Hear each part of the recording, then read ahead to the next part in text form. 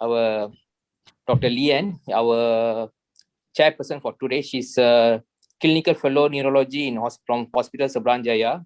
So topic for today is management of status epilepticus. Without further ado, we'll welcome Dr. Lian. Hi, good afternoon.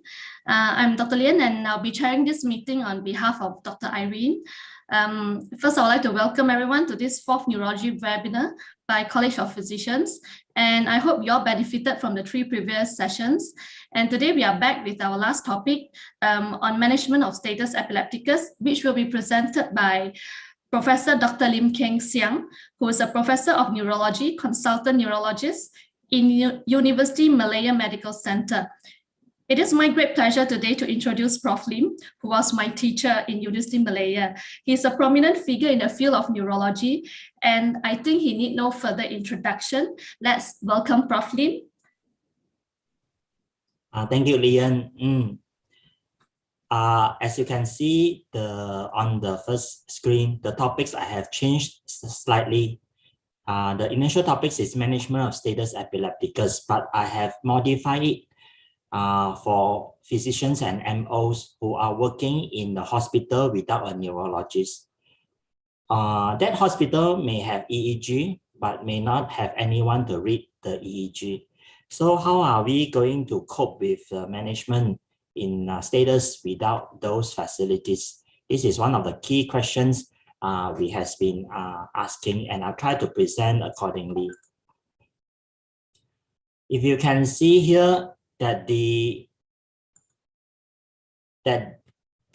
last year we have a talk on status epilepticus, and you can find the video in my YouTube channel, which was presented and uploaded in 2020. But today talks will have 50% modification from that talks. And I have 4 key messages to bring today. And these 4 key messages will hopefully change your mind or your understanding about status epilepticus, at least for the year 2021. So the first point in status epilepticus is time in brain. It's the same as when you are treating stroke, or when you are treating acute conditions like ischemic heart disease or acute coronary syndrome. Time is very precious, and how fast and high the dose can we treat status epilepticus? In the first steps we should try to achieve is to treat the status before reaching the hospital. And if you have ambulance services in the hospital and patients are calling for status epilepticus, we should try to aim to have some treatment option inside the ambulance so that the patient can be treated before reaching the hospital. But technically, it's quite challenging. This is the American Epilepsy Guideline. You can see that there are a few key options here, which are midazolam, lorazepam, and diazepam. And I want to introduce you about midazolam 10 milligram treatments. In the past, if someone doesn't have intravenous line, we have not much option. We rarely use rectal diazepam in the ambulance, but actually we can use intramuscular midazolam. Beside intramuscular route, on the left, you can see that this is buccal midazolam, where the midazolam is given in the buccal regions and it will be absorbed by the gum. Whereas on the right side, you can see intranasal midazolam, which we just need to have an aerosol head, which will help to spray the midazolam in the nasal space. We have both these in UM, and usually I recommend for patients who require home rescue medications. How about IM midazolam? IM midazolam is less effective than IV lorazepam, but it can be given faster. So in the red box, you can see that the time from box opening to be until the drugs was given is shorter. And because of this shorter latency, the final efficacy is the same. So IM midazolam and IV lorazepam, in terms of control seizure rates, is the same because of faster administrations using IM Midazolam. In Malaysia, we are using IV diazepam. IV diazepam, first you need a line. Second, the duration of actions of diazepam is actually very short. It's only about 15 to 30 minutes.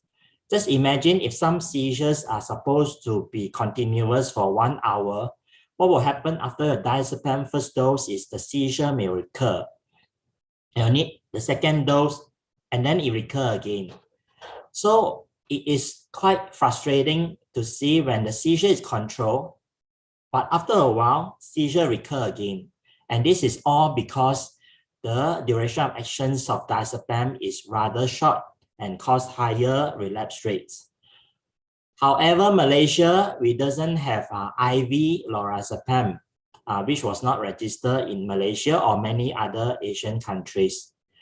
Another option we can really strongly consider is IM Midazolam, whereby you can see that although it's supposed to be short-acting, the half-life or duration of actions can last up to 6 hours.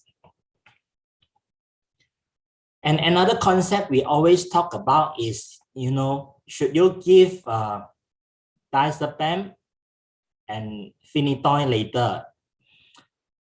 Why do we have to wait? Why do we have to give diazepam? Doesn't work. Diazepam doesn't work. Then only we give the phenytoid in this sequence. What is the rationale for this? And the problem of phenytoid is that it has to be given in a very slow titrations rate. So phenytoid of 1 gram, fastest you can give will be 20 minutes. So it will be rather long to complete the phenytoid loading. And therefore, there is a new concept of giving benzodiazepine and another drug simultaneously. And this first thought is lorazepam and phenytoid. And this has been a trial in animal study, but not in humans. Another combinations is levetiracetam and clonazepam. This is published in Lancet. The main difference between levetiracetam and clona compared to clonazepam alone will be the seizure recurrence rate, which is lower when it's given in combinations. However, we don't think this is enough. Giving diazepam and phenytoid can be achieved in most emergency, and that's why a lot of times I always encourage the MOs or whoever are treating status epilepticus. When you are giving the first dose of diazepam, prepare your phenytoid. Ask your nurse to start preparing.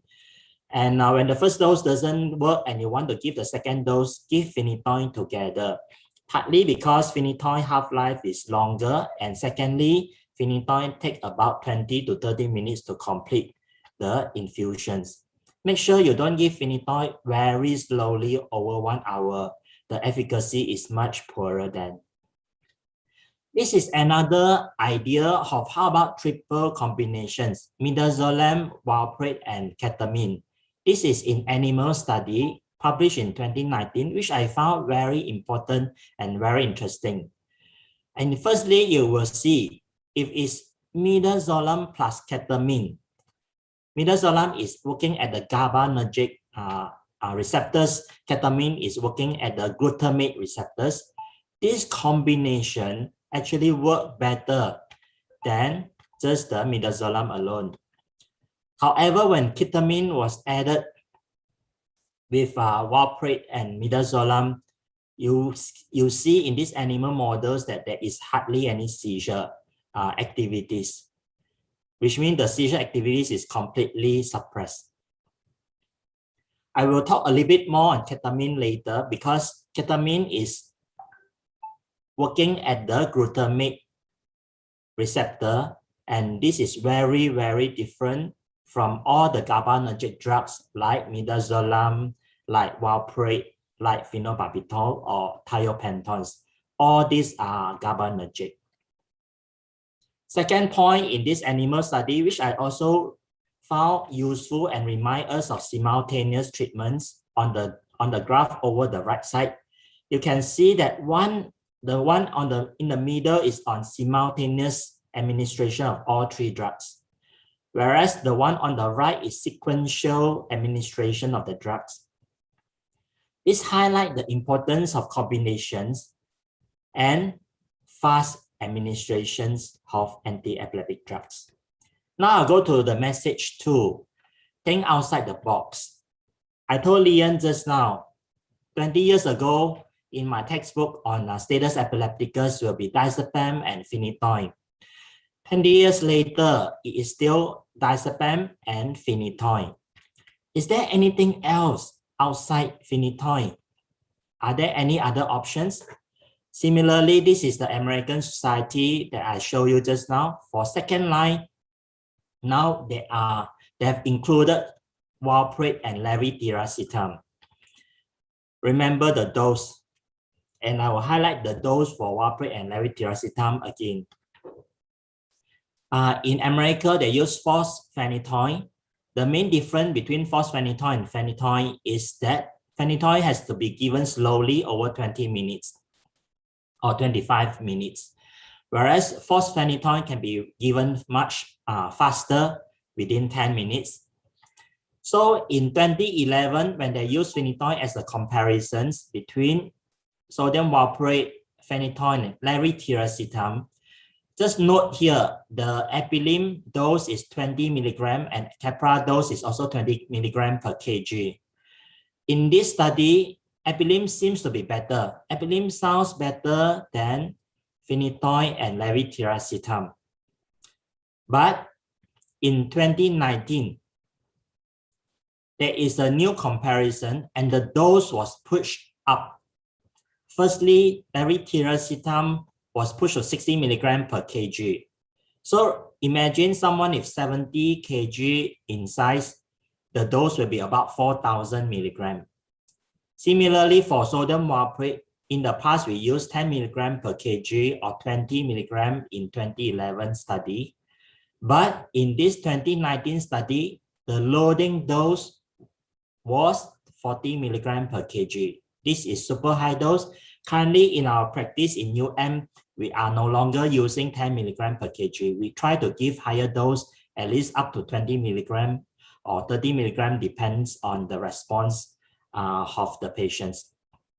Second point I want to highlight is this 10 minutes administrations. As I told you, now phenytoid administrations take about 20 to 25 minutes. And all these three agents here were given in 10 minutes. So this is high dose and fast administrations and beyond phenytoid. But what if you are working in a hospital where thereby there is no IV capra, there's no IV epilim? You only have IV phenytoid. Is there anything else that you can do or can use? These are the options that you can consider. Firstly, try the oral medications. The one that I use a lot is topiramate and zonisamide because they can be given in high dose, but patient may feel a bit giddy, nausea or vomiting, partly because of the high dose. But if the patient is unconscious, then it doesn't really matter. So topiramate 400 milligram is like half the maximum dose, whereas zonisamide 400 milligram is already the maximum dose can be given as oral. And recently, we also have perampanel in the past 4 years, since 2016. There are some animal study and short, small open label study using oral perampanel, and the dose can be used as high as 32 milligram. Just remember, maximum daily dose for perampanel is 12. But in status epilepticus, you can use 12 milligram if you are concerned, or if not, you can use higher dose. For me, I usually give 12 or 8 milligram, and then plus another 8 if the person didn't respond to the initial dose. We should expect about 1 hour for this medication to work. Whereas if you want a very quick response, oral levetiracetam will be good. And remember, levetiracetam is water soluble and with 90% bioavailability. When it was crushed, mixed in the water and given through the NG tube, it should reach the brain within 5 to 10 minutes. And therefore, oral levetiracetam can work as good or slightly less than IV levetiracetam, but remember to use high dose, at least 2 gram or 3 gram per dose as a loading. Nowadays, I seldom use carbamazepine because of the concern of Stephen Johnson, but in the past, when I first started my neurology, one of the options I use is oral carbamazepine high dose. Message 3, one size fits all. Answer is no. We have to look at different types of status epilepticus. On the right lower corner, you will see the ILAE 2017 classifications, and this divide into focal and generalized seizures.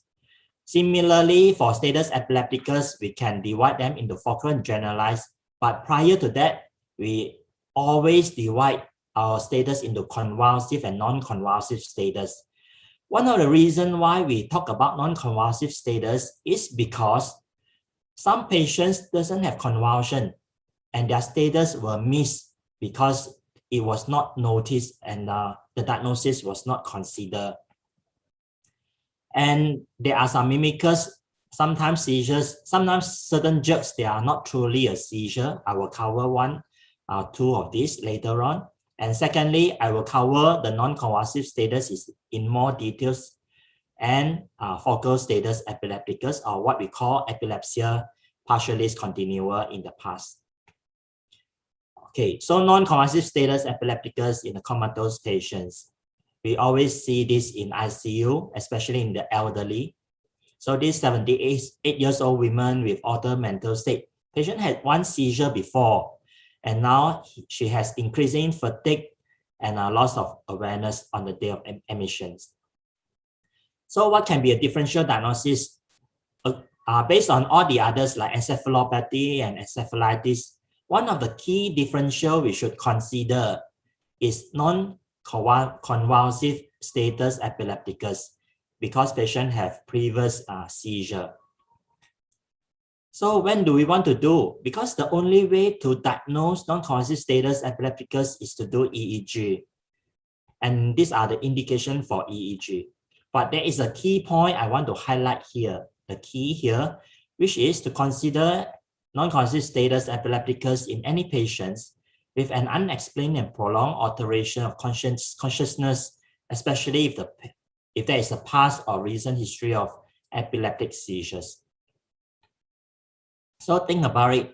If someone with coma or unconscious or impaired awareness and there is a seizure previously, we should really consider non-convulsive status and consider doing an EEG. So the indication for EEG in the coma patients will be if there is previous seizures, if the patient have known epilepsy or on anti-epileptic drugs, if they are fluctuating consciousness, sometimes better, sometimes worse. If there is impaired consciousness without explainable origin, no sign of infections, no autoimmune problem, no metabolic issue, then we should consider, could it be a non-convulsive status epilepticus? In fact, out of all patients with coma in the ICU, there may be about 8 to 10% of them having non-convulsive status based on previous studies. Now I'm showing you another types of non-convulsive status. This is a female 48, which I saw about 5 years ago. She was admitted to EEG for intermittent dysphasia. Every time she can't talk for about 5 minutes, she can't understand. Then after that, she will be okay. And then cannot talk again, and then okay again. Intermittent dysphasia. So the EEG show left temporal seizures during these dysphasic episodes. So this patient, in fact, is having status epilepticus due to a left temporal involvement. In fact, beside dysphagia, there are many other intermittent symptoms, usually brief, 5 to 10 minutes sometimes, or could be epileptic in origin. The first one is altered mental state, and one of the common types is amnesia. Some people just tell you, I have this episode yesterday that I can't recall what happened throughout the whole morning, but I'm doing what I was supposed to do, eating breakfast, go to markets and so on, but I can't remember what happened throughout these few hours. These are transient amnesia. And one of the causes for transient amnesia is epileptic transient amnesia or epileptic seizures. Other things are speech disturbance, myoclonus, nystagmus, unusual behavior or psychosis or delirium or anxiety. So just recently, I have a patient with dementia, and dementia is intermittent. She can't remember, and there is a clear left temporal abnormality in the MRI. So one of the consideration for all this intermittent episodic neurological disorder will be non-convulsive status epilepticus.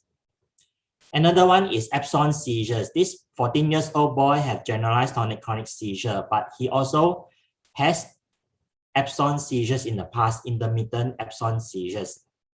So the EEG show generalized discharges, and this is what we saw in the EEG. There is a 3 Hertz spike and wave intermittently throughout the recording, which means that every 1 minute she'll have this burst of electrical activity for 10 to 20 seconds every minute in the recording of 60 minutes. So you can imagine it is actually a status epilepticus. But which type of status is this patients with absence and GTC and this 3 Hertz spike and wave EEG? This patient is in fact having absence status epilepticus.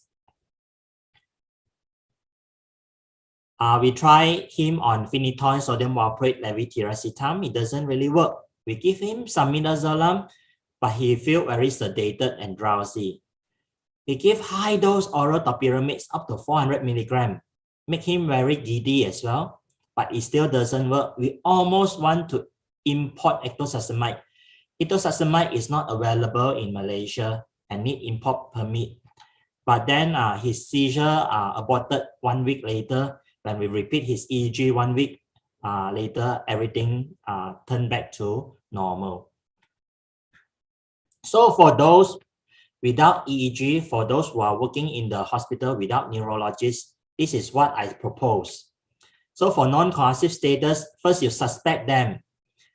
If they are unexplained, prolonged, altered consciousness, or if they are episodic or intermittent, or if there is a history of epileptic seizure and now patients is slightly unaware, a bit confused. The cause can be epileptic in origin, whereby patient have absence status or patient have focal status. Or it can be due to other pathology like infections, structural problem like tumor, metabolic causes, or immune causes. Then you want to do EEG, but you can't do EEG in your hospital. Either you have no EEG machine, or you can do EEG and the EEG will be sent to a neurologist in another hospital, and it takes a few months for you to get the report. It's too late. In that case, you can take a picture and then WhatsApp your neurologist that you know and see whether they think this is a non-convulsive status or not. But just in case there is no EEG, you can give them a trial of benzodiazepine. For example, give them 5 milligram midazolam in young people, or in older people, I give 1 milligram midazolam, lower dose, and see whether their condition improve. If not, I sometimes try to give them 1 day or 2 days of IV anti-epileptic drugs like sodium valproate or phenytoid or levetiracetam for 1 day and see whether the condition improve or not. But if in those with underlying cause, we should treat the underlying cause as well. So this will be a brief guide for those who are working in a hospital without EEG or without a neurologist. Sometimes the status are less urgent. You know, this 72 years old lady having a right MCA stroke 2 years ago. So what happened to her is she has a jerk over the right thigh, just on the thigh alone, but it keeps twitching almost every 2 to 3 seconds. Just imagine, in 1 minute, she will have already 30, 40 jerks on the thigh. It makes her almost feel very crazy, but nothing much can be done. We don't want to anesthetize her. We don't want to intubate her. We don't want to put her in ICU. Her EEG show this.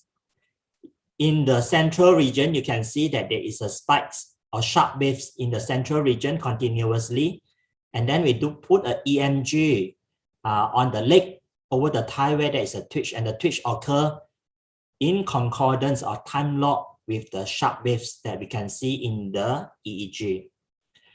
So she is having status epilepticus, which is convulsive, and which is focal, or what we call this as epilepsy partialis continua. But she is aware, she is still able to talk, able to use her handphone, and able to eat. So she is having this focal status epilepticus without impaired awareness. So what do we want to do? In epilepsy partialis continua, usually we divide them into 2 subtypes. One is the one that I've just shown you. They are very stable. Their strokes are long ago. Sometimes they are having tumor or bleed long ago. In those cases, we normally don't treat them aggressively. Whereas there are type 2 focal status where patient is having progressive disorders like Rasmussen's, usually in children. In those cases, we want to treat as aggressive as possible. So for our old lady with post-stroke epilepsy and status epilepticus, we try IV Phenytoid, doesn't work. Sodium valproate, levetiracetam, and I even give her a lignocaine trial. Lignocaine dose for status is the same as what you use for cardiac arrhythmias. And it still doesn't work. So at the end, I said, oh, why don't we give her some low dose IV Midazolam? It makes her very sedative. The twitch becomes slightly less, but it's still persistently there. No choice at that time. We don't have other options but to give her oral carbamazepine. So we doesn't have parenteral, doesn't have topiramate. So oral carbamazepine was given, but yet it doesn't work. And then we sent her home. We said, we have tried all. Do you want to go home? She went home. And after 1 week, she came back and told me that the seizure stopped by itself. In fact, it stopped after 10 days, a total of 10 days twitch. Then only it stopped. So it stopped by itself. It's not harmful to her. And in the scan, we only found old stroke corresponding to her leg region. This is another case, home rescue treatment. You know, in this, there is a group of patients with very refractory epilepsy, like Lennox-Gastaut syndrome. They will have seizure almost every day, or sometimes once or twice a week. And every time, their seizure will be very long. Some of them 20 up to 40 minutes. Do you want them to come to hospital every time they have these seizures? Answer is no. There is no point sending them to the hospital because we are not going to do much. We stopped the seizure with IV diazepam. They went home. They will come back again with another episode next week or a few days later. So we want to consider rescue. Home rescue include oral clonazepam, buccal nasal midazolam, or rectal diazepam. Oral clonazepam is useful if the patients can tolerate orally, but the problem is that it takes about 30 minutes for oral clonazepam to enter the brain before it works. on the status epilepticus or prolonged seizures. So this is the one I explained just now. Nowadays in I always prescribe buccal midazolam. It costs about 100 ringgit per dose. It is rather expensive. 10 milligram of midazolam given to the buccal regions over 10 seconds, and it will be absorbed through the buccal regions and reach the brain by 5 minutes.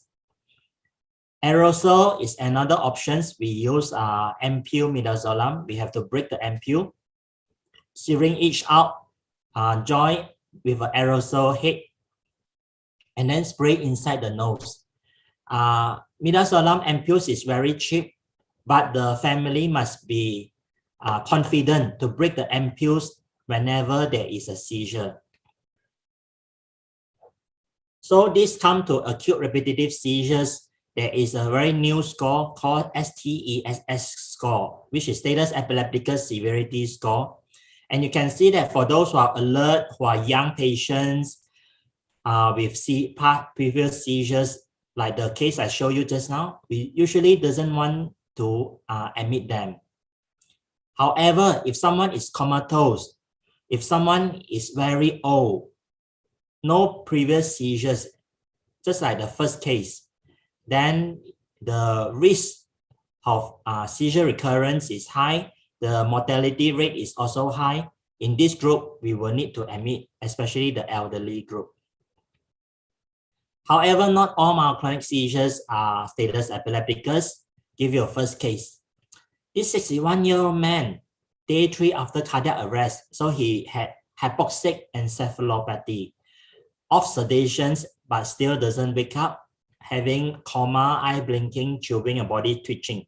So he has myoclonus, secondary to hypoxic encephalopathy. But remember, we don't call this status epilepticus. In the past, we call this status myoclonicus. This is a misnomer or misname. And remember, even how much benzodiazepine, thiopental that you are giving him is not going to change the prognosis. However, for the family, sometimes they are very disturbed with the jerks. We can give them some small dose of midazolam or clonazepam. But this is not for the treatment, but it's only for the symptomatic suppression of the jerks to ease the family. Case number 2, 50-year-old man on dialysis with body twitching after 2 days of dialysis. This is called uremic encephalopathy with Myoclonus. The treatment is not to give anti-epileptic drugs, but to make sure he had adequate dialysis. The third patient with rapid progressive memory loss, personality change, and sudden jerks. What is the diagnosis? Let me see whether anyone answer in the chat or Q&A or not. Oops. I'll ask you again, but the diagnosis here is Creutzfeldt-Jakob disease, CJD. So this rapid progressive dementia with startle myoclonus is a very common presentation in CJD, and the treatment is also not anti-epileptic drugs. So now I come to my last message. In a very desperate situations, what can we do? So what is refractory or super refractory status epilepticus? In the past, status epilepticus was defined as 30 minutes. Any seizure longer than 30 minutes is considered status. Then we change to 5 minutes. But we know that not every types we will use 5 minutes as a cutoff point. Tonic-clonic seizure, 5 minutes. Focal seizure, we can wait until 10 minutes to call this as status epilepticus. Absence status, we can wait until 15 minutes before we say this is status and need to treat as a status epilepticus. But what is refractory status is when someone doesn't work or seizure is not controlled by the first or second line of drug, for example, diazepam and phenytoid.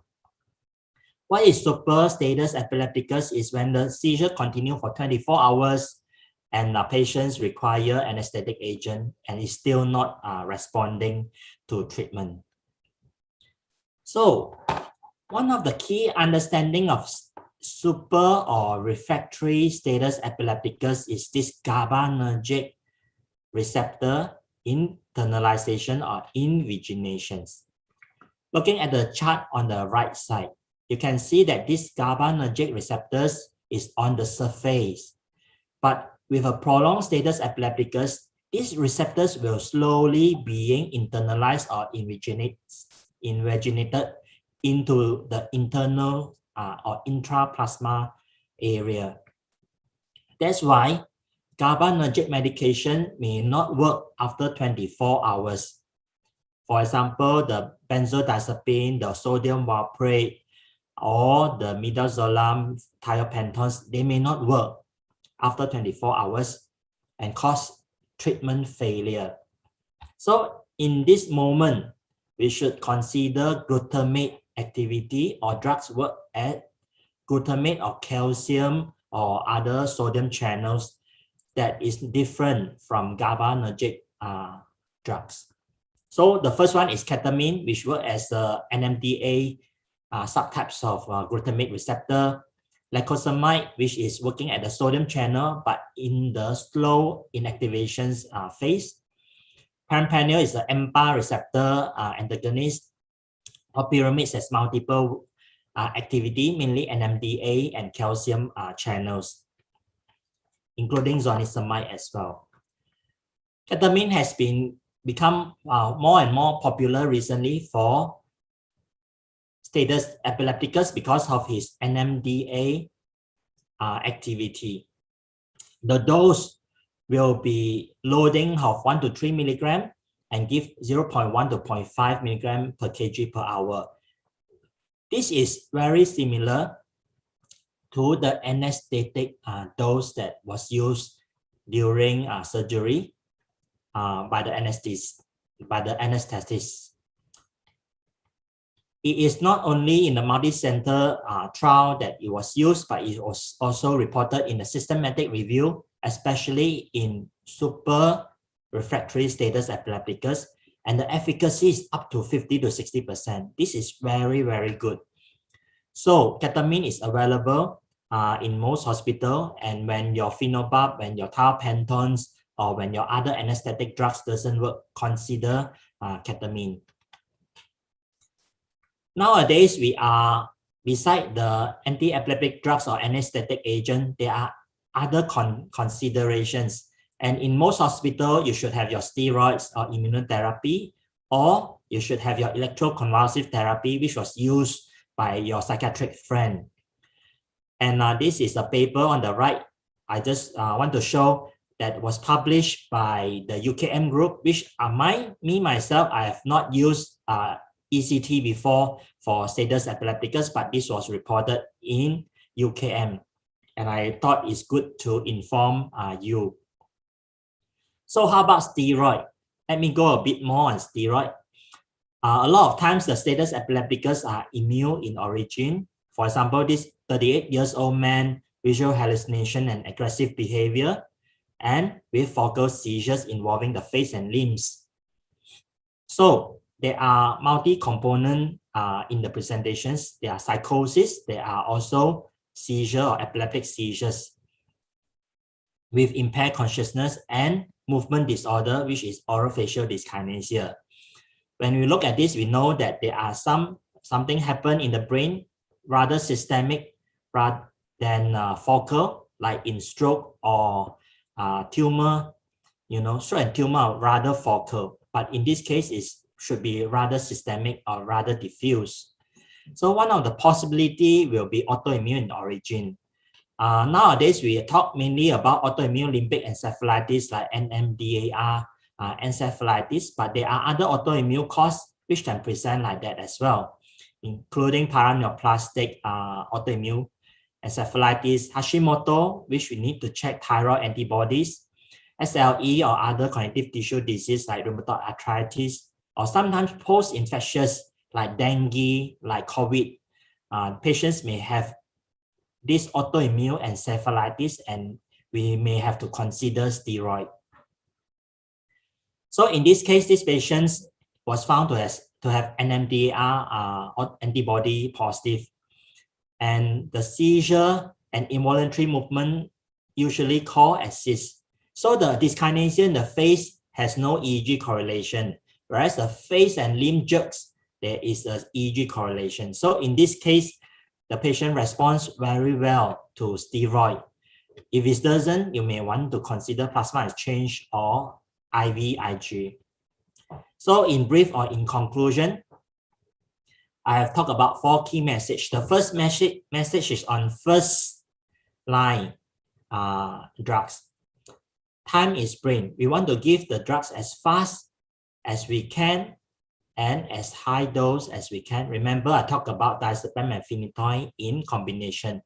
Don't wait too long before you start phenytoid. Prepare a phenytoid as early as possible. If the first dose of diazepam doesn't work, you can add in your phenytoid together with the second dose of diazepam early. Second message, think outside the box. Not only phenytoid. Nowadays, we have valproate IV, we have levetiracetam IV.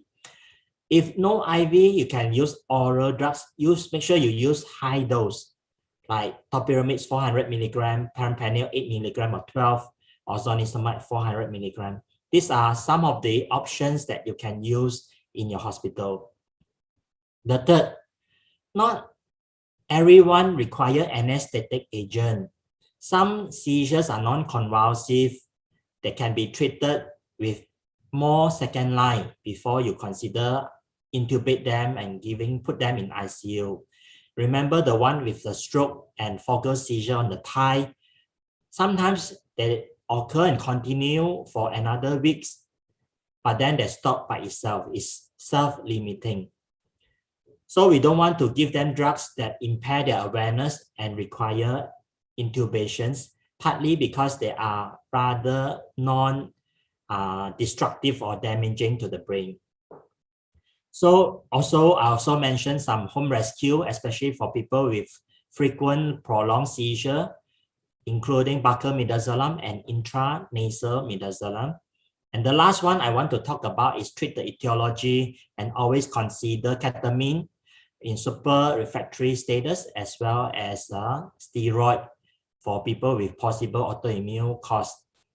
If all fail, you may still consider some other option. And one of the options I mentioned is electroconvulsive therapy used in psychiatric patients. Thank you very much.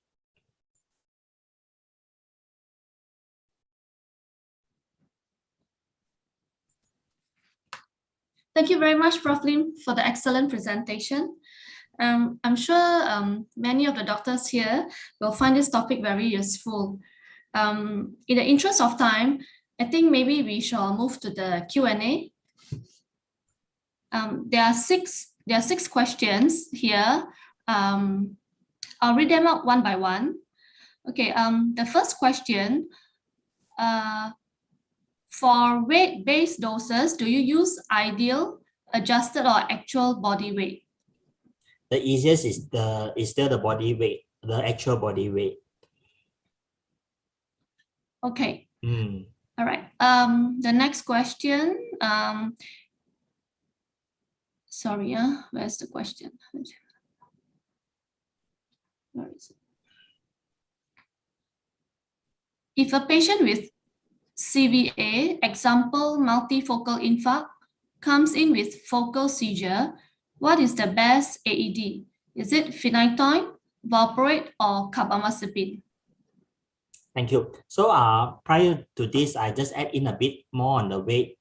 For pediatrics, they are very concerned, and the dose is adjusted to weight. But for adults, we usually don't depend on the weight that much. So in pediatric patients, sometimes certain drugs, they require ideal body weight, but commonly for adult, we just use actual weight. So regarding this post-stroke seizure is very interesting, partly because in the past or all this while, we only use phenytoid.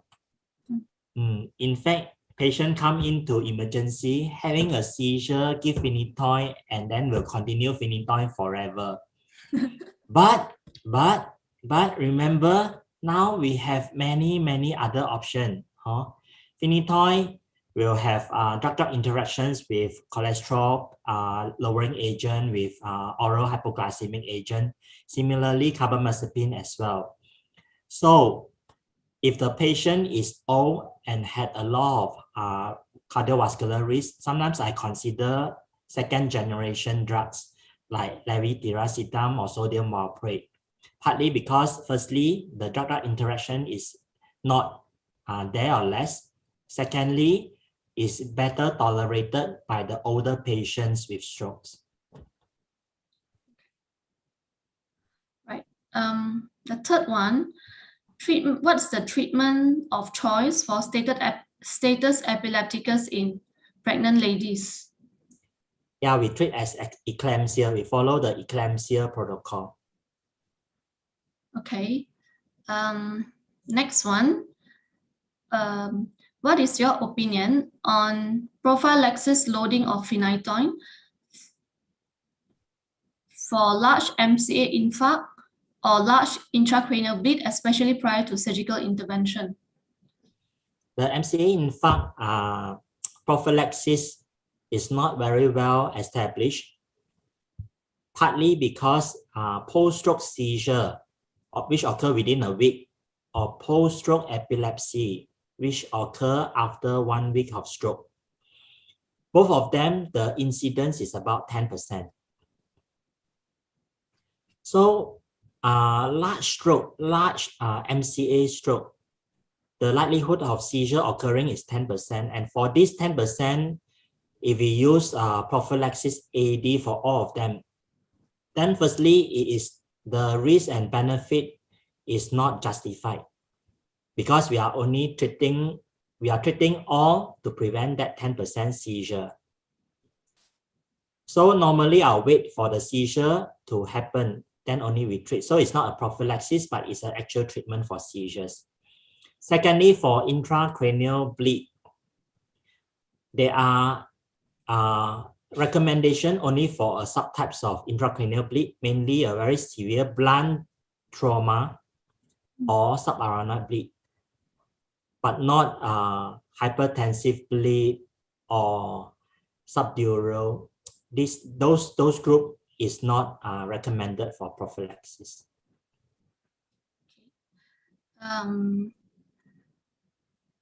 Can we use sodium valproate tablet if IV is not available?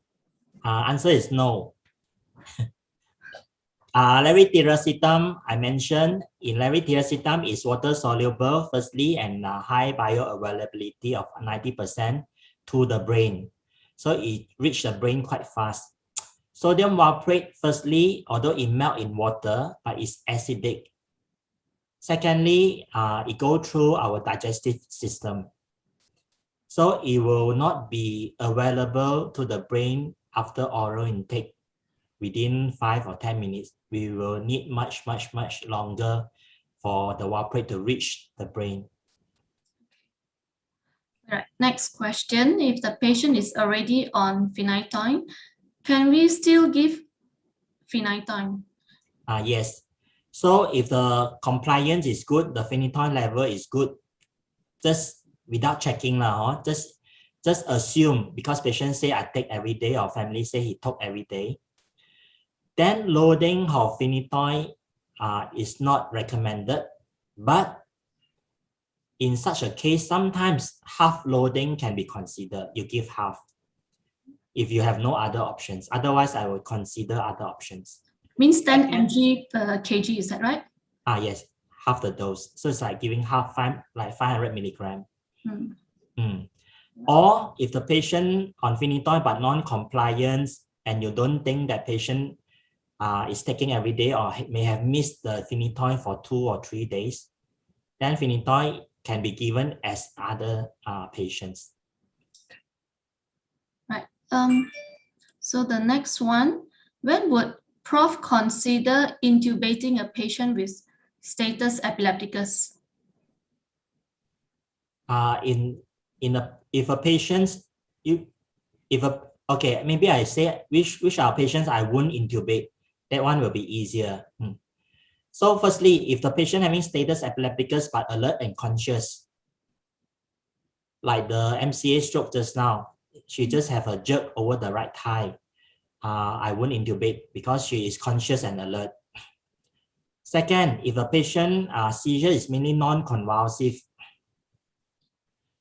rather than convulsive seizure, which means she just have intermittent impaired awareness or intermittent dysphasia, I won't intubate them. But if the patient is already comatose, then there is an indications to intubate, or if the patient is having generalized convulsive status, then also we should consider, we want to control generalized convulsive as fast as we can. So now left with another subgroup, whereby patient having focal seizure, only jerking on the right side, for example, but patient is unconscious. In those cases, we always try to delay as far as we can the intubation and anesthetic agent. We try all the other options first. Okay. The next one, I'm working in emergency and trauma department. The diagnosis of non-convulsive status epilepticus is difficult since we do not have EEG. How would you advise us to manage this situation if all of the causes of AMS has been excluded? Yeah, so the first is a high index of suspicions, and I'll give you some clue. Firstly, if there is previous seizure. Second, if it's intermittent, unexplained neurological episodes or impaired awareness, then you suspect the diagnosis of non-convulsive status. Okay, so high index of suspicions. Second, trial of benzodiazepine. If you are unsure, give him a very small dose of midazolam, 5 milligrams. It won't kill the patient. It will just make the patient sedate a little bit. Then after that, you will see whether patient improve. But if it's elderly, I usually give 0.5 or 1 milligram, smaller dose, and see whether it improve. When we are doing EEG together and found non-convulsive status, this is usually happen. A small dose of midazolam will reverse the epileptic activity. It is good enough to make a diagnosis.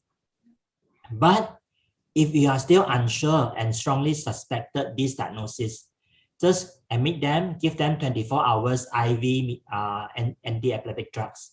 For example, give them 24 hours sodium valproate or 24 hours capra and see whether it helps. Okay. Right. The next question is, what is the usual loading dose for valproate? In the past, 10 milligram per kg. After 2011, 20 milligram per kg. Now, I will do this. I usually give 20 milligram per kg. First loading, very fast over 10 minutes. But if that doesn't seem to work or response, I will prepare another 10 or 20 milligram for a second loading. Maximum can go up to 40 milligram per kg. Okay. Okay, the next question is also about epilim. For patients on epilim, post-infarct seizure discharged to clinic kesihatan, how long should we continue AED? So as I mentioned just now, post-stroke seizure can be divided into seizure within the first week or seizure after the first week.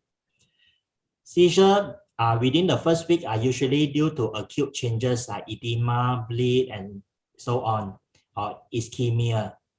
Whereas seizure after 1 week are usually due to a long-term damage to the brain or during the recovery of the brain. So it's like during the scar or due to the infarctions itself. So The first question before you ask how long to give will be, you have to ask how long will this process last? Edema, bleed, usually they last rather short. So sometimes I continue the anti-epileptic drugs for 1 month or up to 3 months. For example, bleed and we expect some scarring. So perhaps it will take about 3 months. So after 3 months, no seizure can stop. But if a seizure occur 1 month later after a stroke or 2 months later after a stroke, then we should give the medication for at least 2 years seizure-free period before we consider cut down or stop. For at least 2 years. Yeah. Okay. The next question is about post-stroke seizure. Does that mean if patient comes in with repeated seizure, should we choose to load with IV capra instead of phenytoid? In the American guideline, there's no different. Nowadays in our practice also the same. But what happened in UM is that IV phenytoid is ever ready available in the emergency department. So first line will be always phenytoid in UM. However, in the ward, if a seizure or status occur, then we can use IV capra. We keep some capra in the ward and patient pay afterwards. So we use and patient pay later. There is a time when we have a problem with this. The family have to go down and buy from the pharmacy and bring it back to the ward and give. That is very troublesome. But nowadays we can use sodium valproate and capra quite freely in the ward. For MRF. Yeah, the next question is about MRF syndrome patient. Which AED should be used for status epilepticus? So MERF is myoclonic epilepsy with ragged red fiber, which is a type of mitochondrial disease. So in mitochondrial disease, if you still remember your mitochondrial oxidative pathway, the problem is mainly happen due to oxidative dysfunction. Therefore, first treatment, although we say it's anti-epileptic drugs as for other myoclonic seizure, for example, sodium valproate, Midazolam or benzodiazepine or capra, but because of the oxidative activity, we should consider those that will help the oxidations or in mitochondrial disorders. Things like arginine, things like coenzyme Q10, we will have to consider, especially the IV arginine in a high dose manner, like what we use for MILAS, which is stroke related to mitochondrial disease. Okay. Have you encountered cardiac arrhythmia mistaken as seizure before? How do you differentiate the two? So what happened is cardiac arrhythmias cause cerebral hypoperfusion, or what we call syncope or cardiac syncope. And in cardiac syncope, sometimes the hypoperfusion is so bad that patient develop jerks. They may have uprolling of eyeball or myoclonic jerks or generalized tonic-clonic jerks. And we thought these are seizure, but in fact the mechanism is post-syncopal or syncopal convulsion. So the only way or the main way to differentiate is to look for pre-syncopal symptoms. A lot of times these patients have the prodrome of giddiness, sweating, blackout, blur visions, palpitations before the episodes. If we can get the prodrome, we'll be able to differentiate that. And lastly, the patient recover faster. If it's syncope, recover faster. If it's GTC, it takes up to 30 minutes to recover. Okay, next question. For progressive myoclonic epilepsy due to sialidosis, what type of AED should be used? Progressive myoclonic epilepsy is a very severe epilepsy. Usually patients have myoclonic jerks and then getting more and more. That's why it's called progressive. And sometimes we call this progressive myoclonic ataxia because patients have cerebellar ataxia or cerebellar syndrome as well. And there are multiple causes, usually genetics, and one of them is the mitochondrial disorder we mentioned just now, which is MERRF. Treatment is for myoclonic jerks. And the myoclonic seizures treatment still the same. Sodium valproate, benzodiazepine, levetiracetam or piracetam. But nowadays we have one more new choice, which is parenteral. I found parenteral quite useful as well. However, or no matter what we do in the progressive myoclonic epilepsy, the prognosis is bad. Patient may respond initially to treatment, but subsequently their response is poor. Hi, it's 4 p.m. I think we need to close down the session. There's one more question. Do we have time for that? Maybe 1 minute more. Yeah, maybe we can make it fast. This is the last question. An epileptic patient came to the clinic while waiting for a queue number to be called at a GTC with no witness. Came in for consultation. Patient told the doctor what will be the best management. So among all the anti-epileptic drugs for seizure, firstly is to make sure there is no compliance. Poor compliance. If it's poor compliance, just use back the same dose or same medication. Patient may have missed it in the morning and use back the same medication. Second, if the patient has no poor compliance, which means compliant to medication, but their seizures are very frequent. Their seizure is like once a month or once a week. And then exactly at the same time in the clinic, they develop seizure. This is just their usual seizure. Don't have to treat specially. Just continue back their own medication and refer back to the epilepsy specialist or clinic. Okay. I think Dr. Jiwan is asking us to close this session already. Okay, let's thank Prof. Lim for such a wonderful talk, and I hope everybody benefited from this presentation. Let's thank Prof. Lim. Thank you very much. Thanks, Prof. Lim and Dr. Lian for the fruitful session. Today we have a QR code, and so today is our last Neuro month. So thanks, it's a very wonderful month, Neuro month. And next month will be a geriatric month. The flyers will be posted next in coming days. Thank you very much. Okay, thank you. Thank Prof. Thank you. See you. Hope to see you again. See you again. Bye-bye. Bye.